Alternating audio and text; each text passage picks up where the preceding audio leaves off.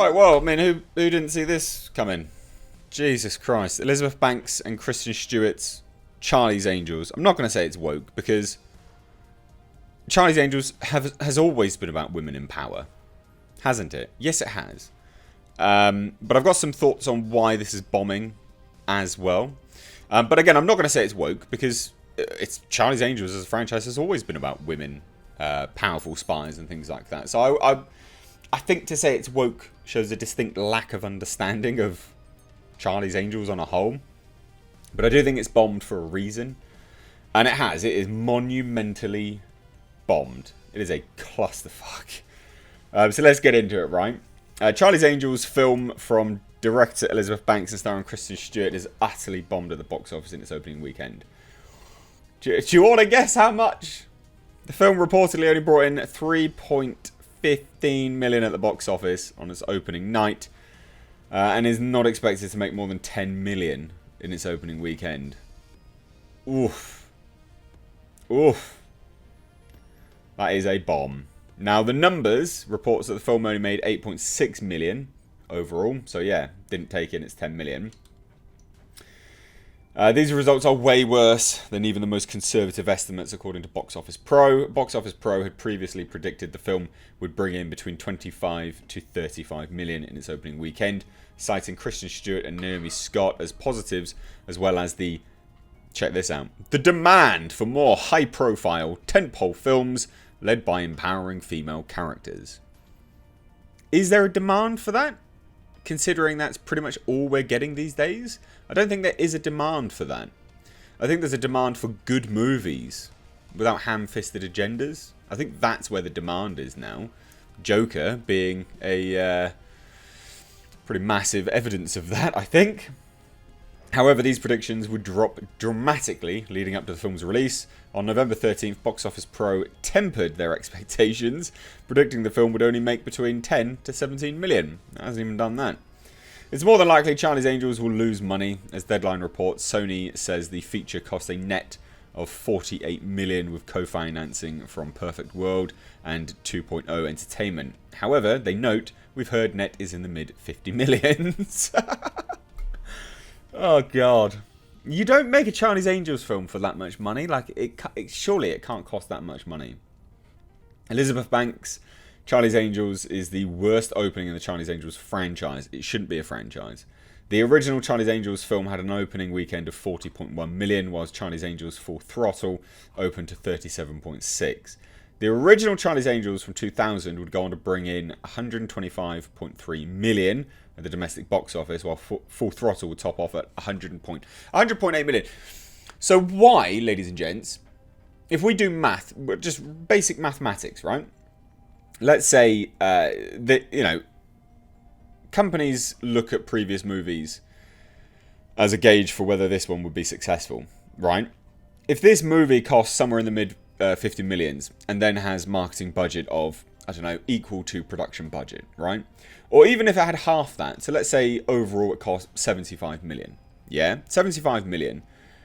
If the previous movies only made 125.3 million, the most, right? The most money that it took in at domestic box office anyway. Why would you think that spending 75 million on this new one, and that's conservative estimate, bearing in mind it could have cost 100 million in total with marketing included, why did anyone think that was a good idea?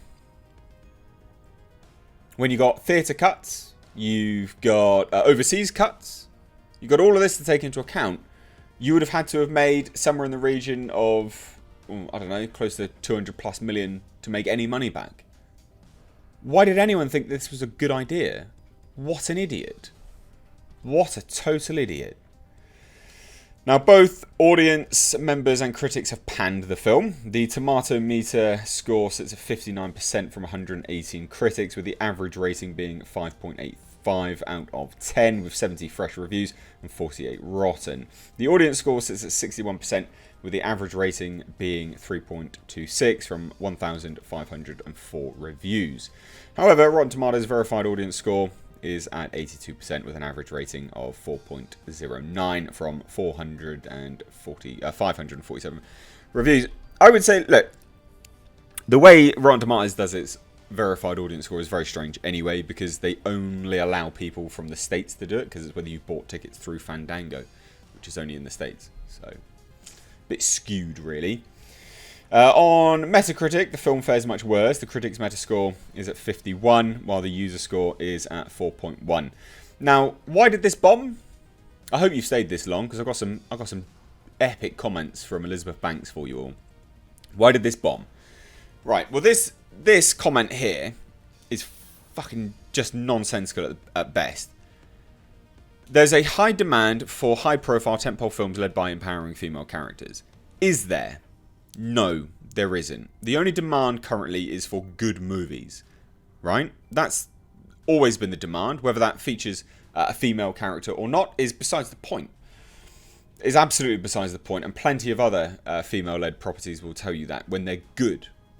When they're good. Although, despite everyone now watching this that is, fanatically left-leaning, would just say you're an alt-right incel and all of this nonsense. This is no subversion of expectations. This is no breaking the norm. Charlie's Angels did well at the time. Both, current movies and previous iterations did well at the time because it was something different. It was something different. And it has always been about empowering female characters and things like that. So, at a time when there wasn't any, it separated itself. But at a time when that's all that's basically the influx of, movies and stories nowadays, where's the distinction? You're going to have to be something really special to capture anyone's attention, right? It's like a male spy movie, right? So many male hitman movies a few years ago just went by the wayside. Why? Because that's all there were.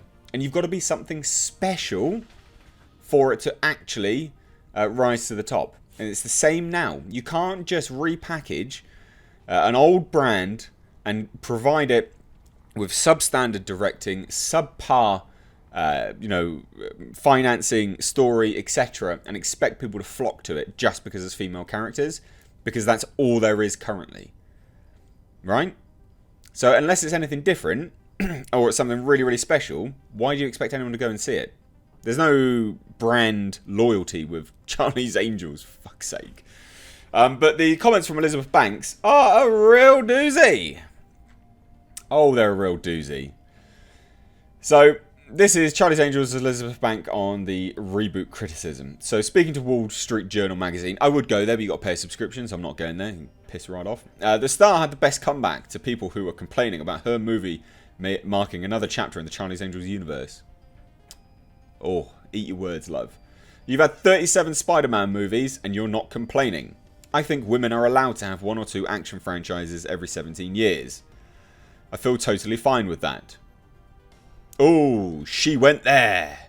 She went there. She's not wrong. No, she is wrong. Because again, as I've just said, there are numerous female-led movies at the moment. Numerous female-led series. Literally, I only have to click on Amazon to go, oh, female spy movie. There's Hannah or, Lucy. There's so many of these things now. From the creators of Lucy, there was a new one. Atomic Blonde. I mean, you can literally pull these out your ass. There's so many of them. But they're all a dime a dozen. And again, just like male action movies, because it's the same thing. It's not one rule for one, none for the other. It's the same thing. You have to have quality for it to actually rise to the top and for anyone to take notice. And this was not quality. No one's crying. People are just crying out because it looked like shit. That's all it was. That's literally all it was. Now, again, there's not much else in here that was super important, but she made some other comments, which, again, are really, really, really, really good. Charlie's Angels reboot bombs at the box office, and Elizabeth Banks blames sexism. Fans blame bad movie. It is a bad movie. I'm sure, any movie that's good will do well, because it rides on word of mouth, right? So in an interview with the Wall Street Journal, November 14th, just a day before the film's disastrous opening, Banks had addressed criticism she's been facing for making the new Charlie's Angels movie. Right? 37 Spider-Man movies, blah, blah, blah. But then she went on to say something else, right?